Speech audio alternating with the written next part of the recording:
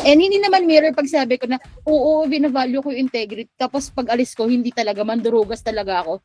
How I wish, para sana nepo baby na ako. Pero hindi. Hindi po. Let's be real, guys. Pag nawalan kayo ng internet, syempre tatawag ka, nagwawala ka sa teller. Ano gusto mo? Pagalitan ka ng teller. Di ba si teller, yes, I understand, frustrated, alam po yung issue nyo. Wala po. Scammer! Scammer si G! Galing. Dahil masama yung ugali niya, hindi naging masama din ako sa kanya. Binalikan ko talaga siya, tapos sinabihan ko siya, diba, nagawa ko kahit wala akong master's degree, gano'n. Law 45, drastic masyado yung changes mo, Chin. Sabi mo lang kanina may 5 points kami. Ngayon wala. So, doon ko ipapasok yung low 43. Yes, kami na. Edge, ikaw na muna para mapagtanggol kita. Wait lang, ano yung chismis? Ano yung nangyari last week? Sino yun? Hindi ko rin alam. Basta chismis talaga, oh.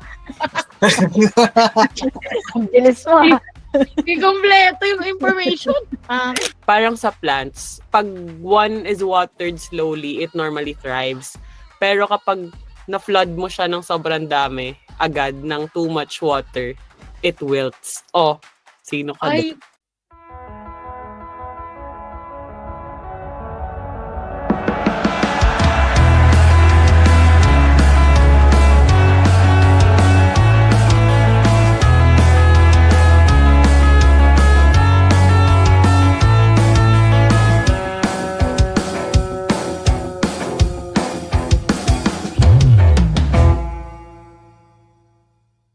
be, zoom in mo naman yung mga salita, be.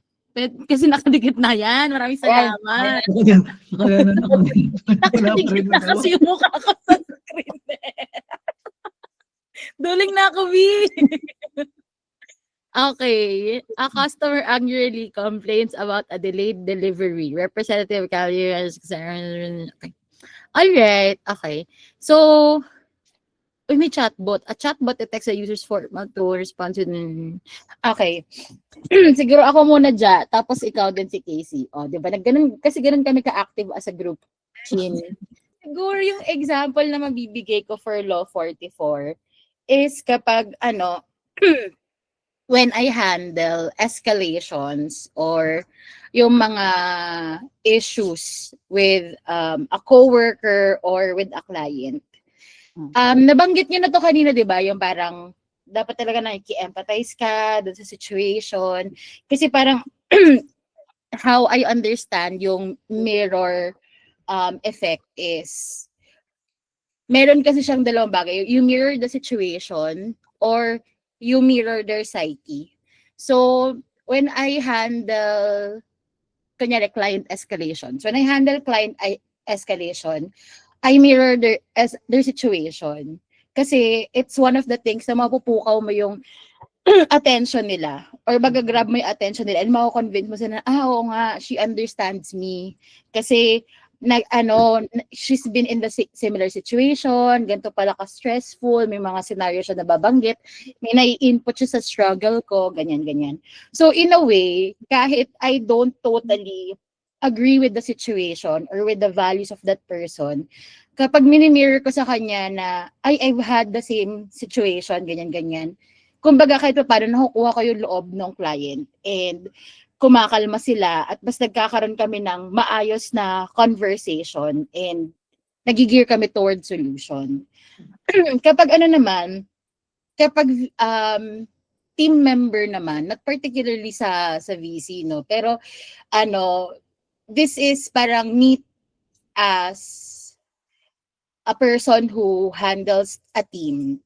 Based sa experience ko, even sa corporate, talagang may divide, talagang mafe-feel mo yung divide dun sa team members and dun sa leader. Kasi kahit ako nung hindi pa ako leader, meron din kaming divide sa leader namin. Kasi syempre, boss mo yun eh. Parang kapag nandun yung kailangan, nagta-type ka sa computer, parang ang galing-galing mo, parang busy ka, diba? Tapos pag alis niya, Yossi break na kami. Tara, Yossi break na, wala na siya. Ganon.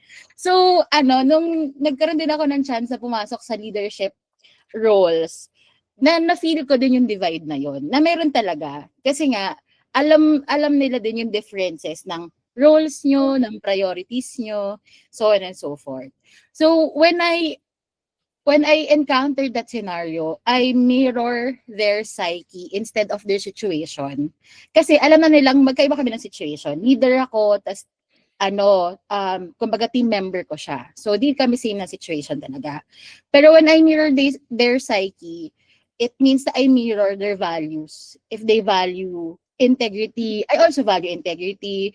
Kapag naiinis sila sa isa nilang team member kasi tatamad-tamad or poorly made yung trabaho, sasabihin ko rin na, ay gusto ko lang nga, dapat nga excellent tayo, ganyan-ganyan. Na I try to make sure na I bridge a certain gap na nagko-connect kami somehow. Especially kapag yun nga, kapag leader team member situation na kahit sa values aligned kami. Kasi parang one thing na nakita ko or observe ko sa mga team members, lalo na sa good workers na they really are high in their values, in their core values. So, if against ka sa values nila or di kayo align sa values nyo, hindi mag-work yung partnership nyo or yung relationship. So, that's how I use mirror effect when I deal with team members. I mirror their psyche. And hindi naman mirror pag sabi ko na, oo, binavalue ko yung integrity. Tapos pag alis ko, hindi talaga, mandurugas talaga ako. How I wish, para sana nepo baby na ako. Pero hindi. Hindi po.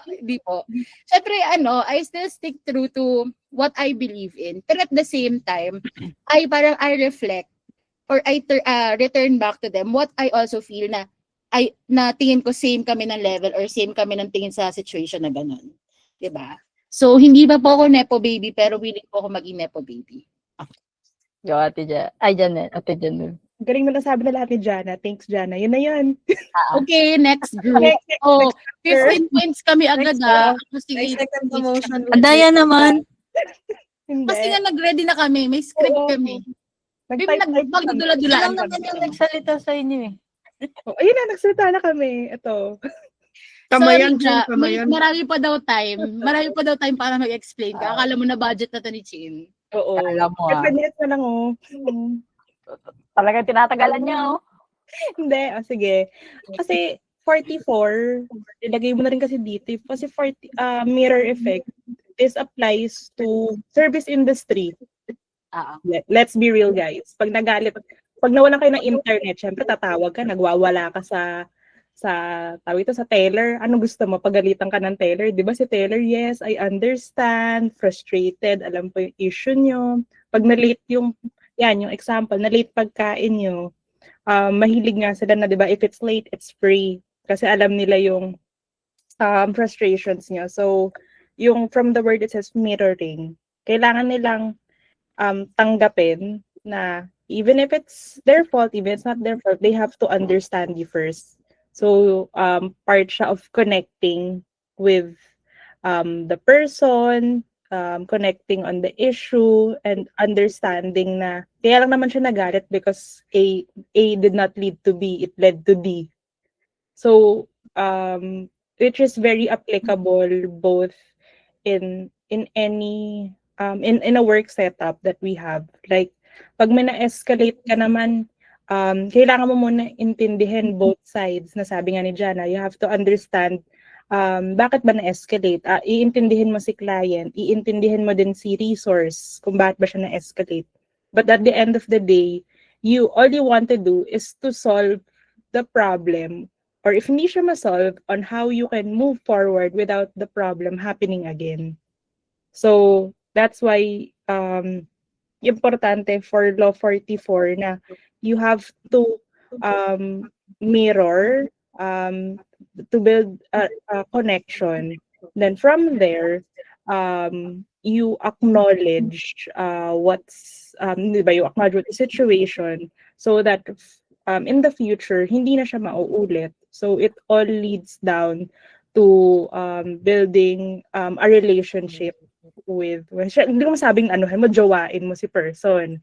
Pero you build a relationship na, kasi minsan may ganun may disadvantage na when you have this relationship, kahit alam mong ka-escalate na yung ginawa mo, dahil na-build mo yung relationship na to, maiintindihan ni person kung bakit ba naging ganito. Maybe may nangyayari behind the scenes, which is yung parang yung nangyayari nga dun sa Law 43.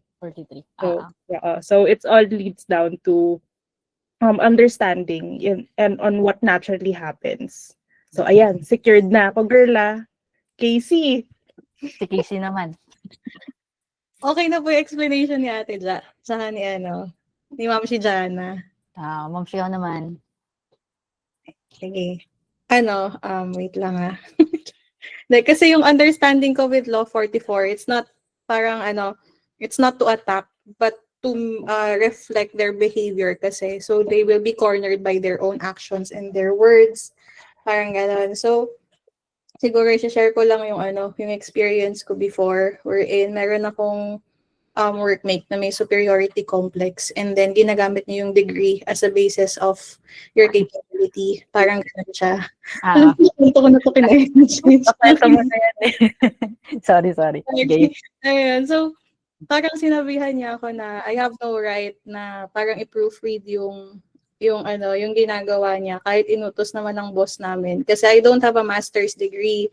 And siya, may master's degree siya at the same time, UP graduate siya. Parang ganun yung sinabi niya. Tapos nung una, parang, medyo umiyak pa ako nung time na yun kasi medyo softy-softy pa ako nung time na yun. Tapos feeling ko masyado kong isinasa puso yung yung pagmi-mirror. Dahil masama yung ugali niya, hindi naging masama din ako sa kanya. Tapos at some point, ginawa ko kasi yung work kasi parang nung pinasa niya sa boss namin, sabi niya, can you improve this? Parang gumanon yung boss ko. So parang inedit ko siya. Tapos after nung work na yun, nung in-approve na yung boss ko, binalikan ko talaga siya. Tapos sinabihan ko siya, diba, nagawa ko kahit wala akong master's degree, ganun. So yun, so parang natahimik lang din siya. Ayun. Idol ko na si Casey. Adas na. Si Idol. Na mirror. Tapos yun, Literal. Hindi ko lang natanggap talaga na minaliit niya ako doon. Yan lang. Tapos yun. Yan, na-mirror ko siya. Pero ayun, parang this person wanted to use nga the degree as parang yun yung measurement niya ng capabilities mo. So kaya binalik ko sa kanya na or regardless kung may master's or degree or hindi, kaya din naman yan gawin ng anyone. Hindi ka lang talaga open sa feedback. Ganun lang. Akala niya kasi Hindi ka siguro special. mag-downgrade ka. Idol ko si Casey. Idol! Kamayan, Chin. Ayun lang. Okay. Ate Sweet, andito ka po ba? Yes, kami na. Edge, ikaw na muna para mapagtanggol kita. Kasi ako na, ko to. Akin to redesign full redesign. 3 taon na ako nagre-rehaul ng website instead of launching a full redesign, a company updates its apps one feature at a time with tool tips explaining each change.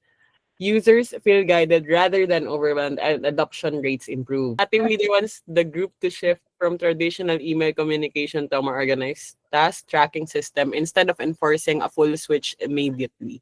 She introduces the new tool for one small project and encourages feedback. Sige, dun sa first part muna. Kasi 'di ba dun sa Law 45, it's never reforming too much at once. Parang hindi ka dapat nag-i-induce ng changes na too fast when it comes to specific system. So, yung launching a full redesign, to be exact, siguro siya, parang let's say dun sa payment, parang kagaya sa atin sa Philippines, na lahat biglang e-pay na. Yung parang dun pa lang sa fact na pwede ka nang magbayad sa 7-Eleven. Although hindi naman siya technically at a snap of finger na record na silang magbayad lahat sa 7-Eleven. Pero parang at some point kasi having it tapos meron pa talagang mga tao na hindi technically well aware kung paano gamitin yung tool. Medyo marami pang nahihirapan even through the payment itself. Kahit na parang the goal itself was to provide an ease of access for payment. Mas parang meron pa ring mga chances na nahihirapan yung mga tao, like for example, GCash. Minsan yung payment hindi siya nag-go through within 24 hours. Kasi pero parang hindi ganun ka well-informed yung tao na it would take like the next business days before it applies, mga ganun. So, parang feeling ko, more likely, lalo na sa technological advancement, even sa redesign lang, kahit even an app itself, medyo malaki yung impact niya talaga kapag lahat ng tools binago mo bigla.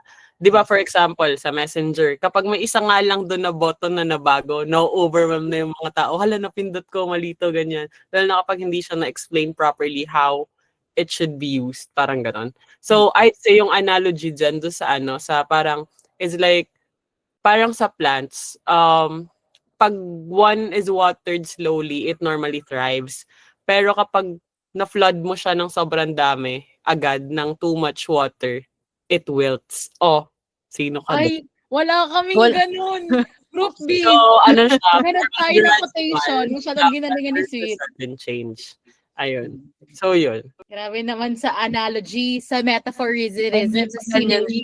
Ayun. At saka siguro din, yung best way is to introduce the change slowly kasi at i-frame it as an improvement rather than total replacement. Kasi minsan, for example, full redesign, normally nakikita natin siya na, oh, it's a new look, it's parang the way you play it is hindi siya, we're totally replacing the icons, we're totally changing everything. Introduce it, let's as parang, oh, it's gonna give you an ease of access when using this specific button, mga ganyan. And at the same time, parang andun pa rin yung literally use niya. Parang ganan. So, yun po. Yun lang. Grabe, gusto ko yung when you plant, when you water the plant slowly, it thrives. When you water the plant quickly, it wilts. Taray! Spell wilt. Spell And wilt. ito na yung chance mo. Yun. And pagka magkakamali, plus 15 na to. Pag to na minus ng 5. Hello po. For me, yes, magaling po yung sleep, ganun. Pero po yung sa akin, it's pinaka main idea for the Law 45, it's in the delivery. Parang and timing. Parang yun dati, yung nag-meeting kami nila Vinci, tapos nasabi ko, parang nagsuggest ako ng content, in a way na sabi ko, kahit hindi natin masyado i-design yung mga bagay-bagay sa content natin, magiging okay na. Pero ang nangyari nun, parang hindi nila na-gets yung sinabi ko. Although ngayon, meron na tayong katulad nung ginawa ni Ma'am Shi na Happy Tea, na in a way, we connect din sa other people. So, ganun pala dapat yung ginawa ko. Make it in a way na maging, maganda yung pagka-deliver. Yun lang po. Hopefully gets naman. Namali ka lang siguro talaga ng deliberation sa tao. Kaya tulad dun last week, nakarating sa akin ng mga bali-balita. Hindi yata na-deliver na. Nangayos si last week. Kasi marami kasi siyang confident. Kasi talaga yun. Saka nagsisimula ka kasi lagi sa hindi. So, baka hindi na-deliver. Wait lang, ano yung chismis? Ano yung nangyari last week? Sino yun? Hindi ko rin alam. Basta chismis talaga, oh. Ang bilis mo, ah. Hindi kompleto yung information. Hello. Yung example siguro na pwede kong ma-relate dito is yung current na ginagawa namin sa work. So, ayun. Syempre, kada bagong season, syempre may feedback at the end kung ano yung mga need for improvements para mas mapaganda yung process. Di lang yung mga ganun. So, currently, ando din kami sa process na unti-unti ina-adapt yung mga process improvements na feedback namin sa buong team. So, yun, unti-unti ngayon ina-adapt namin siya. Although, syempre,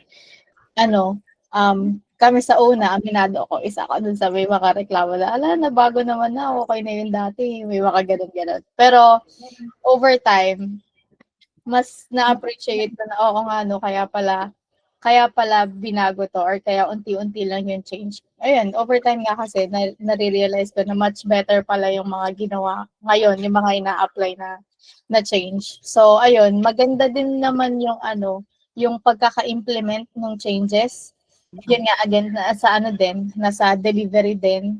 Tsaka, maganda din yung merong, yung buong team talaga kayong nag-workout. Yung may collaboration along the process. Ganun. Once na nag-implement ka ng change, madami kasi agad magrareklamo kahit hindi pa naman nila inaalam. Hindi pa nila alam kung anong klaseng change yung mangyayari. Kaya minsan bago mag-implement, i-explain talaga muna sa employee or sa mga tao yung anong gustong mangyari para sa ganitong project. So, ayun lang po. So lahat ba kami may 5 points, Chin? Wala po. Scammer! Scammer si Chin! Galing ng payroll natin ngayon, bago. Nako, tinan mo, low 45. Drastic masyado yung changes mo, Chin. Sabi mo lang kanina may 5 points kami. Ngayon wala. So, doon ko ipapasok yung low 43. Grabe. Na-scam tayo ni Chin. Hindi ako okay. Hindi ako okay. Hindi ba? Ayan. Pero thank you. Thank you, Thank you po. Chin. Ang dami kami natutunan dahil sa'yo. Excited na kami kasi sisweldo na kami. Thank you po sa pakikinig at sa pagbigay ng mga examples and ideas sa low 43, 44, 45. So, good night po and happy weekend. Thank Bye. you. Thank you po. Good night. Have a great weekend, everyone. Yeah. Good night po. Bye. Bye-bye. Next week!